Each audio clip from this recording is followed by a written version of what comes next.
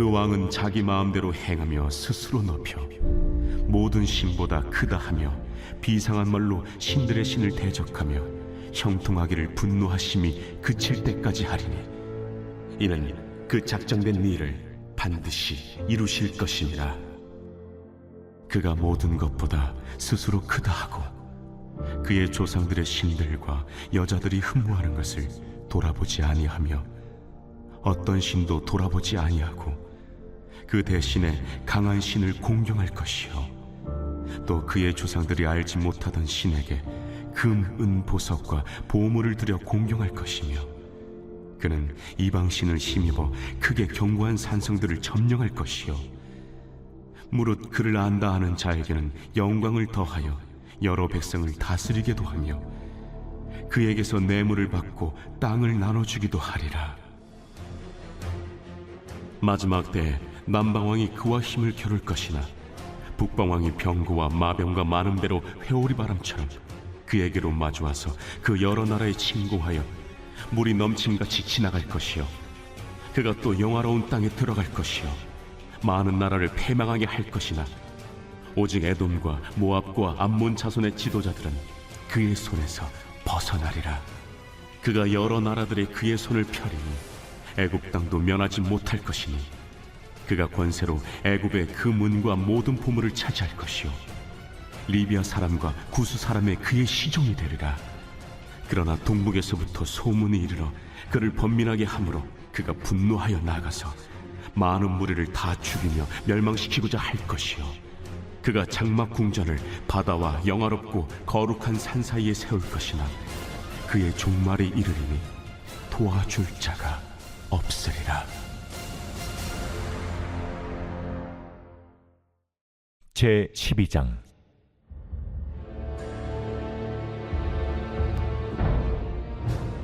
그때 내 민족을 호위하는 큰 군주 미가엘이 일어날 것이요 또 환난이 있으리니 이는 개국 이래로 그때까지 없던 환난일 것이며 그때 내 백성 중 책에 기록된 모든 자가 구원을 받을 것이라. 땅의 티끌 가운데서 자는 자 중에서 많은 사람이 깨어나 영생을 받는 자도 있겠고 수치를 당하여서 영원히 부끄러움을 당할 자도 있을 것이며 지혜 있는 자는 궁창의 빛과 같이 빛날 것이요 많은 사람을 옳은 대로 돌아오게 한 자는 별과 같이 영원토록 빛나리라. 다니엘아, 마지막 때까지 이 말을 간수하고 이 글을 봉함하라. 많은 사람이 빨리 왕래하며 지식이 더하리라.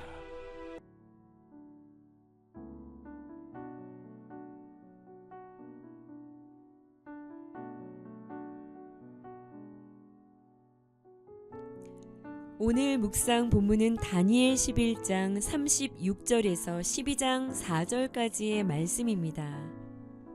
사랑하는 여러분, 재림의 날을 준비하며 사모하는 마음으로 하루하루를 살아가고 계신가요? 지나칠 정도로 그때와 시기에 대해 집중하라 라는 이야기가 아닙니다. 이제 곧 오실 것 같으니 일상생활은 접어두고 생필품 라면 구비해 두고 일어날 전쟁 대비해 공동체 생활하자 라는 말도 아닙니다. 분명하고도 명확하게 반복해서 성경에 명시하고 있는 반드시 일어날 마지막 환난의 때를 성도로서 잘 알고 바른 자세로 준비할 수 있어야 한다라는 이야기지요.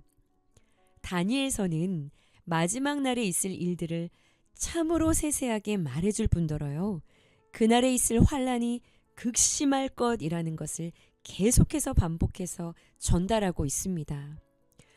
오늘 본문 11장 36절에 등장하는 자기 마음대로 행하는 왕은요, 대단한 권세를 가지고 형통함을 누리며 하나님을 대적하는 마지막 때의 적그리스도를 이야기합니다. 이 적그리스도는요, 36절에 절대적인 권력을 자기 마음대로 행사하지요. 37절에 모든 것보다 자신을 가장 높이 여기고요.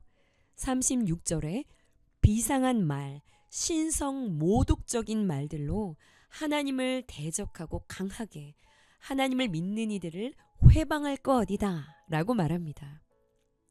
이 적그리스도가 모시는 유일한 신이 있어요. 38절을 보시면 강한 신이라고 하죠. 이 강한 신은 공중권세 잡은 사탄을 이야기하는 것인데요. 이 사탄을 힘입어서 세상을 자기 휘하에 두고 자기 라인에 서는 이들을 우대한다라고 말하네요. 실은 이 모든 권세는 36절에 분노하심이 그칠 때까지 하나님이 정한 심판의 때까지 허용된 권세인데요. 우리는 이 적그리스도의 출현으로 말할 수 없는 고통을 당하게 될 거라는 것이죠. 토마스 슈미트의 선하게 살기라는 책에 나오는 이야기인데요. 어떤 직장인이 예수님처럼 살기로 결심을 합니다.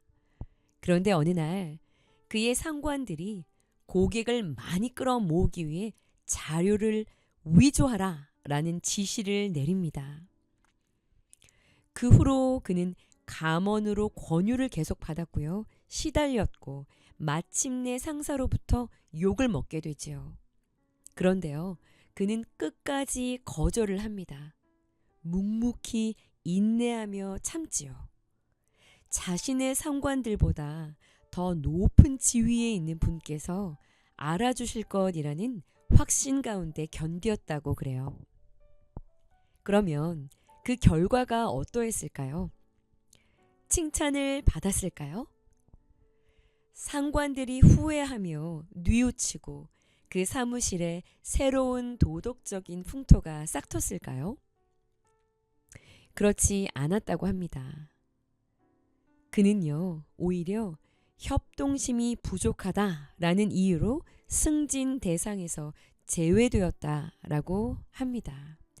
여러분, 이것이 바로 현대 그리스도인들이 매일처럼 경험하고 있는 작고 큰 박해들인 것이죠.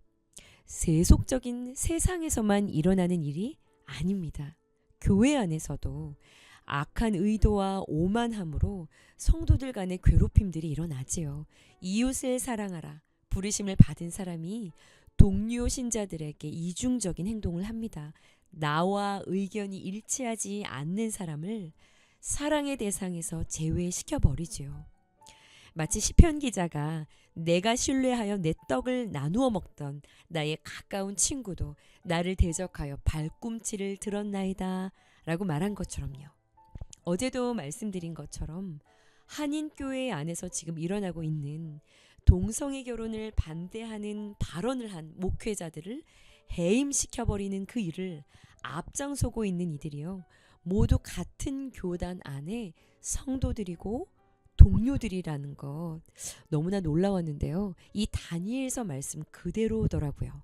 마지막 때엔 언약을 배반하고 먼저 타락하여 영원히 부끄러움을 당할 자리에 서게 되는 그러한 사람들이 많이 일어난다라고 말한 그대로죠.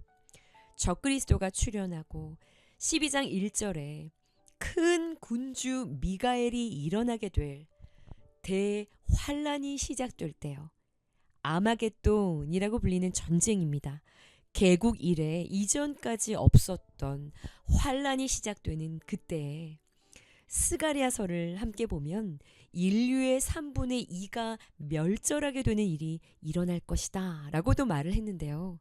이러한 대환란의 때에 하나님께서 택하신 자들은요, 생명책에 기록된 끝까지 믿음을 지킨 이들은 반드시 구원과 보호하심을 받게 될 것입니다. 우리가 두려워하고 마음을 기울여야 할 것은요, 환란이 얼마나 크고 고통스러울까가 아닌 하나님 앞에 나의 믿음이 준비되었는가이겠죠. 믿음이 준비된 자들 가운데 특별히 존귀하게 귀중히 여김을 받게 될 자들이 있다라고 오늘 본문 말씀은 강조해서 이야기합니다. 우리 모두가 사모해야 할 자리라 믿는데요. 바로 3절에 지혜 있는 자, 많은 사람을 옳은 대로 돌아오게 한 자에게 주어지는 영광입니다. 길을 잃어 방황하는 영혼들을 가르쳐서 옳은 대로 돌아오게 한 자들은요, 궁창의 빛과 같이 빛날 것이고 별과 같이 영원토록 빛나게 될 것이라고 약속하고 계십니다. 믿음을 지키느라 참 초라한 것 같은 삶을 살아가고 계시는 성도분들 계신가요? 세상에서 아무리 미약해 보이고 초라해 보인다 하더라도요, 하나님 앞에 합당한 삶으로 살아내신다면 여러분 결코 그 삶은 허망하지 않을 것입니다. 참으로 존귀한 삶이고 가장 복된 삶을 살아가고 계신다라는 것 여러분 믿으시기를 바래요. 흠이 없고 순전하여 어그러지고 거스르는 세대 가운데서요, 하나님의 흠없는 자녀로 세상에서 그들 가운데에서 빛들로 나타내는 삶을 살아가시다가 우리 주님 다시 오시는 그날에요, 영원토록 빛날 그 자리에 우리 모두가 서게 되어지는 그 소망을 가지고 오늘을 살아낼 수 있는 저와 여러분들이 되시기를 간절히 소원합니다. 함께 기도하시겠습니다. 세상이 흉흉해져만 가고 곧 오실 주님의 발자국 소리가 가까이에서 들리는 듯 합니다. 환난의 날을 준비할 믿음이 주님과 동행하기를 몸부림치는 우리의 삶의 걸음을 통해 자라나게 하시고, 믿음을 지켜내기 위해 흘리는 눈물과 아픔으로 가득한 나의 삶이 주 안에 가장 복된 삶이라 고백할 수 있는 귀한 하루 되게 하여 주시옵소서. 예수님의 이름으로 감사하며 기도드렸사옵나이다. 아멘.